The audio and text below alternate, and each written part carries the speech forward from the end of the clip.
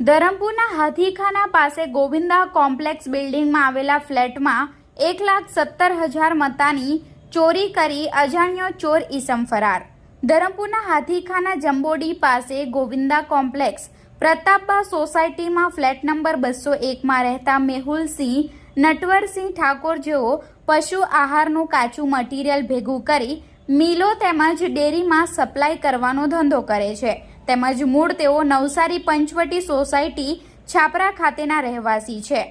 છેલ્લા 2 મહિનાથી તેઓ અહીં એકલા રહેતા હતા અને હાલ વરસાદની સિઝન ચાલુ હોવાથી ઘરનો સામાન ફેરવવાના હતા, જે દરમિયાન તારીખ 23/7/2024ના રોજ તેઓ ફ્લેટ ખાતે સાંજના 5:30 વાગે તાળું મારી પોતાના ફરજ ઉપર નીકળી ગયા હતા અને ત્યાંથી પોતાના મૂળ વતન નવસારી જતા રહ્યા હતા અને તારીખ 27/7/2024ના રોજ પણ તેઓ નવસારી ખાતે જ હતા। ત્યારે જયેશભાઈ ટંડેલ નામના પાડોશીનો તેમના પાસે કોલ આવ્યો અને તેમણે જણાવ્યું કે તમારા ફ્લોર ઉપર તારીખ 26ના રોજ તાળું મારેલું દેખાયું ન હતું તેમ જણાવ્યું હતું તેમજ ઘટનાની જાણ થતાં મેહુલસિંહ તરત જ પોતાના ઘરે દોડી આવી જોતા ફ્લેટના દરવાજાનું નકુચો તૂટેલી હાલતમાં જોવા મળ્યો હતો। ફ્લેટમાં ચેક કરતા બેડરૂમમાં રાખેલા લોખંડના કબાટમાં